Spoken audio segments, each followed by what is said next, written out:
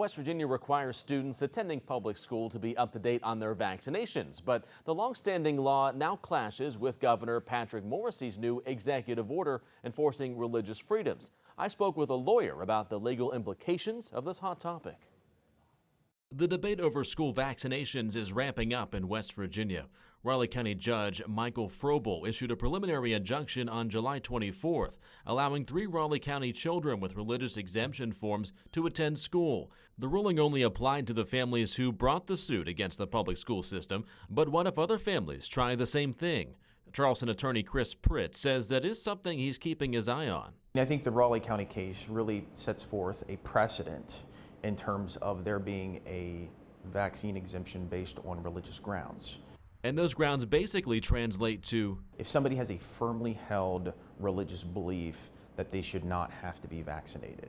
It's a conversation beyond the public school system. Just in the last week, the Professional Charter School Board instructed West Virginia's 7 charter schools to allow religious exemptions, but it was quickly met with opposition from the West Virginia State School Board.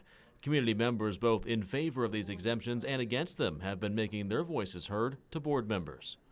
Let's be honest, this isn't about health, this is about control. My friend Letha spent 13 months in an iron lung at the Marmet Rehabilitation Center. Pritt says the argument in West Virginia is something that's already happened in many states. I've reviewed the laws across the country.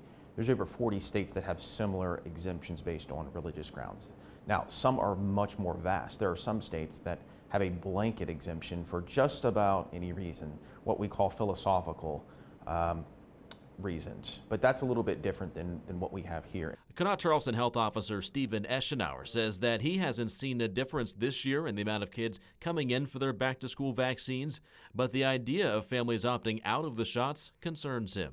In some ways, yes, it does worry me, because when you see vaccination rates drop, then you see disease come in. And a physician who has practiced overseas for a number of years in Middle East, done mission trips to India, I've seen most all of these diseases, including polio in Afghanistan, and it's devastating. It breaks my heart to see a child die of a disease that is easily preventable. And based on what he's seen, Dr. Eschenauer's advice is for families to not only follow the state law, but to do what they can to prevent others from contracting these life-altering diseases. Diseases like measles, mumps, polio, those are real diseases, and they cause real lifelong injury and illness in many children.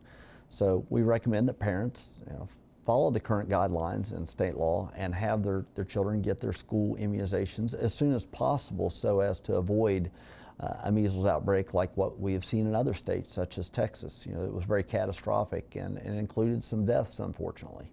Where does this go from here? Pritt believes it'll have to be settled in court. I think ultimately what's going to have to happen is a court's going to have to sort this out. Eventually, I see this going to the West Virginia Supreme Court, and they're going to have to make a decision. And as for that Raleigh County case, the parties will be due back in September for a possible permanent injunction, but an appeal from the state board could impact that hearing. The state board has not yet officially filed one at this time.